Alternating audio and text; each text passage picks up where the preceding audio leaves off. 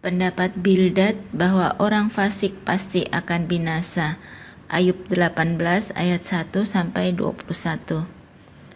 Maka Bildad, orang Suah menjawab, "Bilakah engkau habis bicara? Sadarilah, baru kami akan bicara. Mengapa kami dianggap binatang? Mengapa kami bodoh dalam pandanganmu? Engkau yang menerkam dirimu sendiri dalam kemarahan.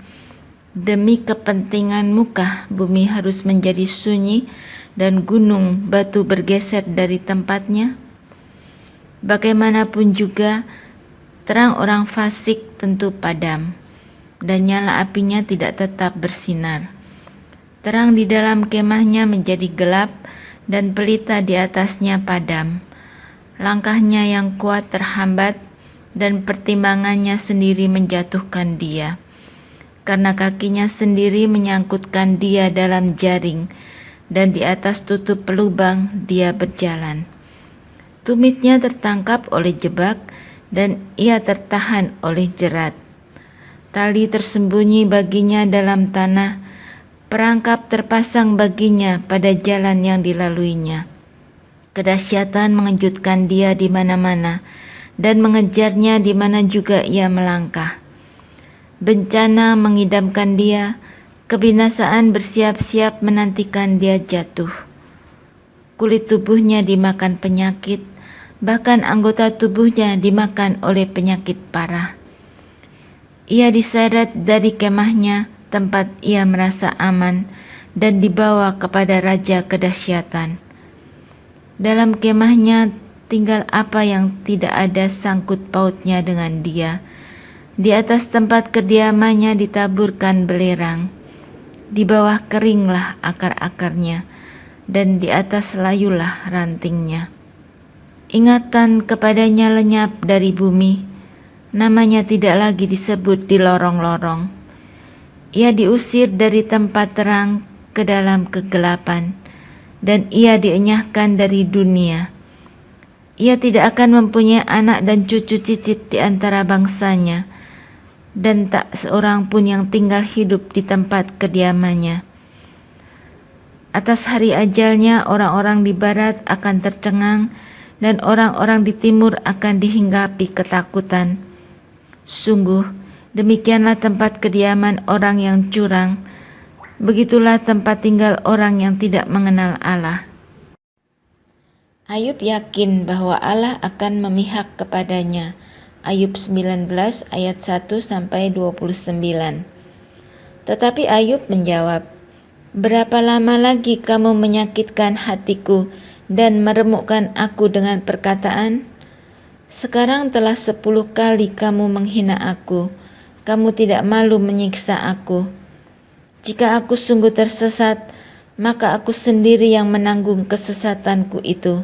Jika kamu sungguh hendak membesarkan diri terhadap aku dan membuat celaku sebagai bukti terhadap diriku, insafilah bahwa Allah telah berlaku tidak adil terhadap aku dan menebarkan jalannya atasku. Sesungguhnya aku berteriak, kelaliman, tetapi tidak ada yang menjawab. Aku berseru minta tolong, tetapi tidak ada keadilan. Jalanku ditutupnya dengan tembok, sehingga aku tidak dapat melewatinya, dan jalan-jalanku itu dibuatnya gelap. Ia telah menanggalkan kemuliaanku dan merampas mahkota di kepalaku. Ia membongkar aku di semua tempat, sehingga aku lenyap, dan seperti pohon harapanku dicabutnya. Murkanya menyala terhadap aku, dan menganggap aku sebagai lawannya. Pasukannya maju serentak, mereka merintangi jalan melawan aku, lalu mengepung kemahku. Saudara-saudaraku dijauhkannya daripadaku, dan kenalan-kenalanku tidak lagi mengenal aku. Kaum kerabatku menghindar, dan kawan-kawanku melupakan aku. Anak semang dan budak perempuanku menganggap aku orang yang tidak dikenal. Aku dipandang mereka orang asing. Kalau aku memanggil budakku, ia tidak menyahut. Aku harus membujuknya dengan kata-kata manis. Nafasku menimbulkan rasa jijik kepada istriku, dan bauku memualkan saudara-saudara sekandungku. Bahkan kanak-kanak pun menghina aku. Kalau aku mau berdiri, mereka mengejek aku. Semua teman karibku merasa muak terhadap aku, dan mereka yang kukasihi berbalik melawan aku. Tulangku melekat pada kulit dan dagingku, dan hanya gusiku yang tinggal padaku. Kasihanilah aku, hai sahabat-sahabatku, karena tangan Allah telah menimpa aku. Mengapa kamu mengejar aku seakan-akan Allah, dan tidak menjadi kenyang makan dagingku?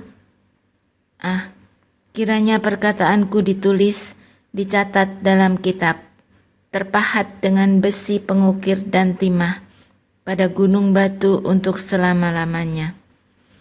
Tetapi aku tahu, penebusku hidup, dan akhirnya ia akan bangkit di atas debu. Juga sesudah kulit tubuhku sangat rusak, tanpa dagingku pun aku akan melihat Allah, yang aku sendiri akan memihak kepadaku. Mataku sendiri menyaksikannya dan bukan orang lain. Hati sanubariku merana karena rindu. Kalau kamu berkata, kami akan menuntut dia dan mendapatkan padanya sebab perkaranya. Takutlah kepada pedang, karena kegeraman mendatangkan hukuman pedang. Agar kamu tahu bahwa ada pengadilan. Pendapat Shofar bahwa sesudah kemujuran sebentar, orang fasik akan binasa. Ayub 20 ayat 1-29. Maka Shofar, orang Naamah menjawab, oleh sebab itulah pikiran-pikiranku mendorong aku menjawab, karena hatiku tidak sabar lagi. Ku dengar teguran yang menghina aku, tetapi yang menjawab aku ialah akal budi yang tidak berpengertian. Belumkah engkau mengetahui semuanya itu? Sejak dahulu kala, sejak manusia ditempatkan di bumi, bahwa sorak-sorai orang fasik hanya sebentar saja, dan sukacita orang durhaka hanya sekejap mata. Walaupun keangkuhannya sampai ke langit, dan kepalanya mengenai awan, namun seperti tainya ia akan binasa untuk selama-lamanya. Siapa yang pernah melihatnya bertanya, di mana dia? Bagaikan impian ia melayang hilang tak berbekas, lenyap bagaikan penglihatan waktu malam. Ia tidak lagi nampak pada mata yang melihatnya, dan tempat kediamannya tidak melihatnya lagi.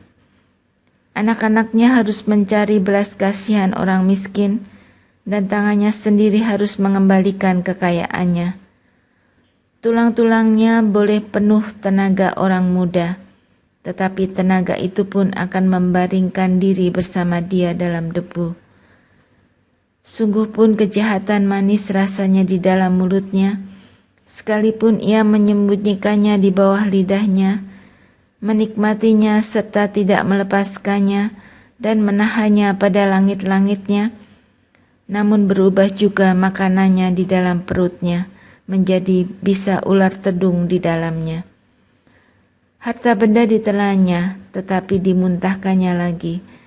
Allah yang mengeluarkannya dari dalam perutnya. Bisa ular tedung akan diisapnya, ia akan dibunuh oleh lidah ular. Ia tidak boleh melihat batang-batang air dan sungai-sungai yang mengalirkan madu dan dadih.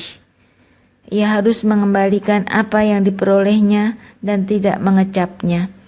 Ia tidak menikmati kekayaan hasil dagangnya, karena ia telah menghancurkan orang miskin dan meninggalkan mereka terlantar. Ia merampas rumah yang tidak dibangunnya. Sesungguhnya, ia tidak mengenal ketenangan dalam batinnya, dan ia tidak akan terluput dengan membawa harta bendanya. Suatu pun tidak luput daripada lahapnya, itulah sebabnya kemujurannya tidak kekal. Dalam kemewahannya yang berlimpah-limpah, ia penuh khawatir. Ia ditimpa kesusahan dengan sangat dahsyatnya. Untuk mengisi perutnya, Allah melepaskan ke atasnya murkanya yang menyala-nyala, dan menghujankan itu kepadanya sebagai makanannya. Ia dapat meluputkan diri terhadap senjata besi, namun panah tembaga menembus dia. Anak panah itu tercabut dan keluar dari punggungnya. Mata panah yang berkilat itu keluar dari empedunya. Ia menjadi ngeri. Kegelapan semata-mata tersedia bagi dia. Api yang tidak ditiup memakan dia dan menghabiskan apa yang tersisa dalam kemahnya. Langit menyingkapkan kesalahannya dan bumi bangkit melawan dia. Hasil usahanya yang ada di rumahnya diangkut. Semuanya habis pada hari murkanya. Itulah ganjaran Allah bagi orang fasik, milik pusaka yang dijanjikan Allah kepadanya.